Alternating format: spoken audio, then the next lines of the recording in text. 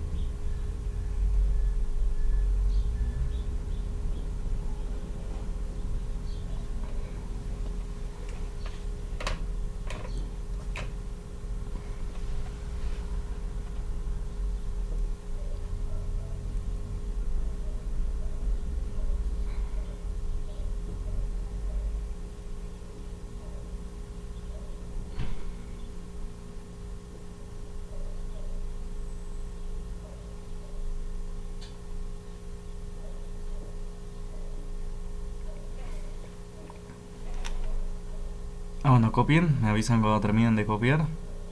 Lo que es bioquímica y química técnica o ingeniería química.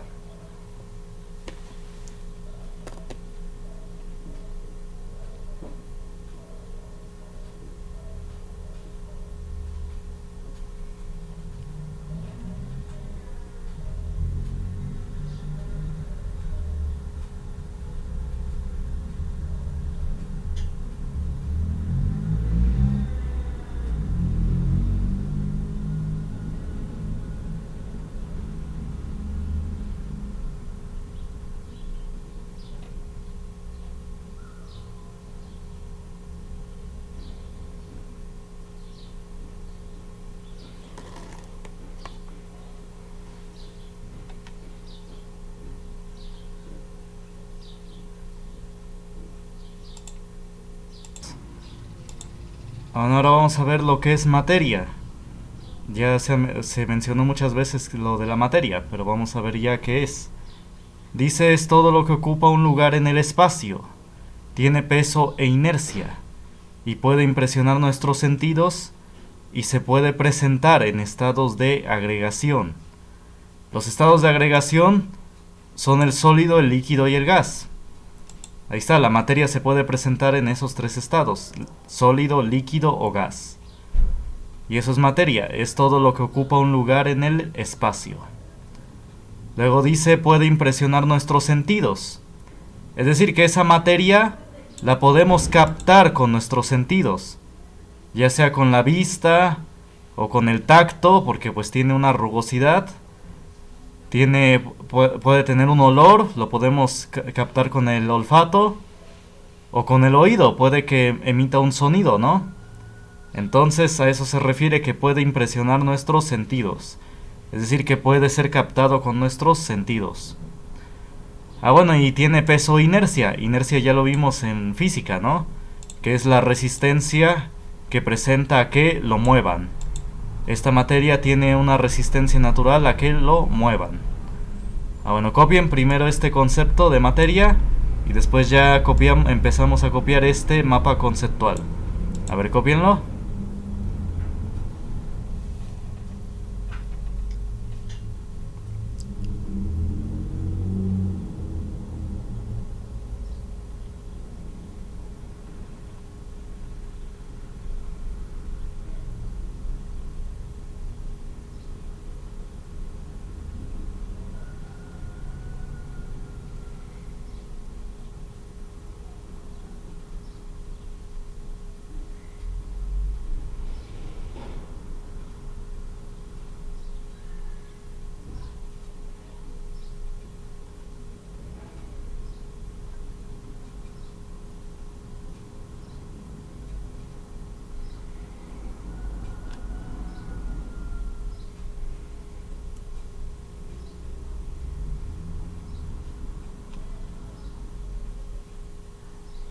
Ah, bueno, entonces y después ya empezamos a copiar lo que son propiedades extensivas e intensivas. Estas son las dos grandes ramas o las propiedades de la materia. Son las propiedades extensivas o las propiedades intensivas. Las propiedades extensivas, aquí lo digo, aquí, son aquellas que dependen de la cantidad de materia que tiene el cuerpo. Es decir, si aumenta la cantidad de materia, va a aumentar esa propiedad. Aquí ya pongo ejemplos. Por ejemplo, la masa. La masa es la cantidad de materia que tiene un cuerpo. Si aumenta la cantidad de materia, pues ¿qué va a aumentar? La masa. El volumen es el espacio que ocupa un cuerpo en el universo. Pues si aumenta la cantidad de materia, es decir, si aumenta la masa, pues ¿qué va a aumentar? El volumen. Eso es propiedad extensiva. Que si aumenta la cantidad de materia o la cantidad de masa, pues va a aumentar esa propiedad. En el caso del volumen es claro, ¿no? Si aumenta el volumen de si aumenta la masa de un objeto, si es más pesado, o bueno, si tiene un cierto peso, pero si su peso aumenta, pues va a aumentar su volumen, ¿no? Es decir, si en una jarra aumentamos la cantidad de agua, pues va a aumentar el volumen. ¿Están de acuerdo? Bueno. Copien esto de propiedades extensivas e intensivas. Bueno, de propiedades extensivas y estos dos primeros ejemplos. Ahorita explico el del calor.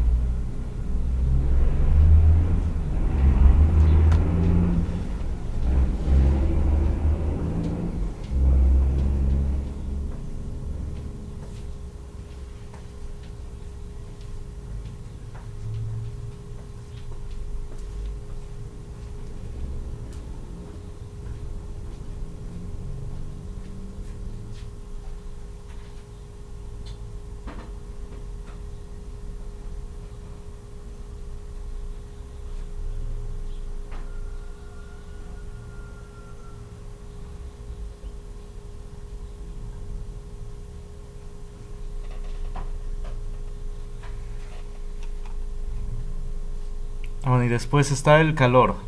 Dice, es la energía que se transmite entre dos o más cuerpos cuando tienen distinta temperatura. Es decir, los cuerpos que tienen mayor masa, mayor cantidad de materia, emiten mucho más calor que un cuerpo de menor masa.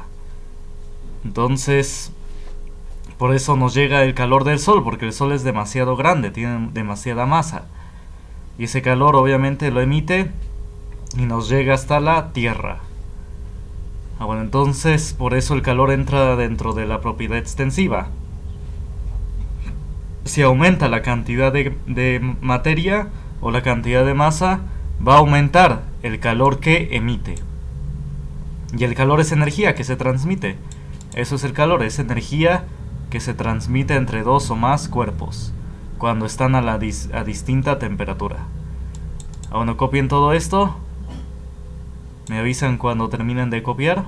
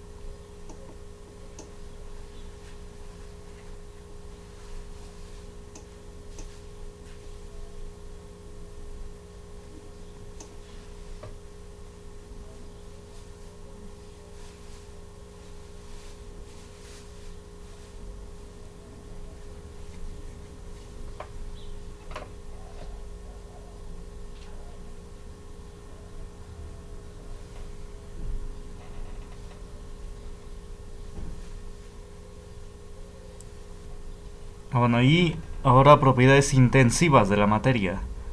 Dice, son aquellas que no dependen de la cantidad de materia que tiene el cuerpo. Bueno, aquí entra lo que es la densidad. Ahorita explico más a detalle qué es la densidad. Dice que es la relación entre la masa de un cuerpo y el volumen que ocupa. La temperatura es el promedio de energías cinéticas de las moléculas de un cuerpo. Bueno, ¿por qué es una propiedad intensiva? ¿Por qué no depende de la cantidad de materia? Pues porque dos cuerpos pueden estar a la misma temperatura. Y si tienen, aunque tengan distinta masa, pueden estar a la misma temperatura. Entonces eso no depende de la cantidad de materia. Es decir, no es lo mismo calor y temperatura, no es lo mismo. La temperatura, como dice acá, es un promedio de energías. Es un promedio. Ya vimos que es el promedio, ¿no? Es la suma de las cantidades entre el número de ellas. Entonces, y dos cuerpos que tienen distinta masa, pues pueden estar a la misma temperatura. Y de igual manera aquí, esto se ejemplifica más que nada con esto que puse aquí abajo, el punto de ebullición. Es la temperatura en la cual el cuerpo pasa del estado líquido al gaseoso. Es decir, no importa si se tiene una tina de agua, o una ollita, o un pocillito de agua. A ambos, su punto de ebullición del agua es a 100 grados centígrados. Y eso no dependió de la cantidad de masa de cada uno. Tanto la olla con agua como la ollita, ambos su punto de ebullición es a 100 grados centígrados. ¿Sí se entendió? Bueno, entonces copien todo esto y me avisan cuando terminen de copiar para que explique qué es densidad. A ver, copien.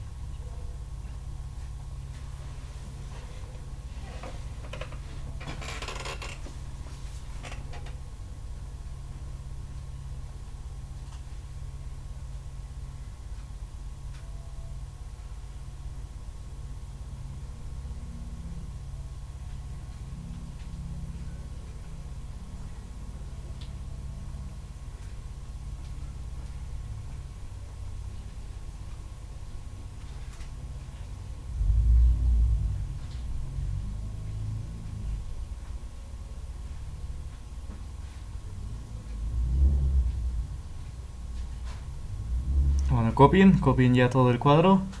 Todo el cuadro mapa conceptual. Me avisan cuando terminen de copiar.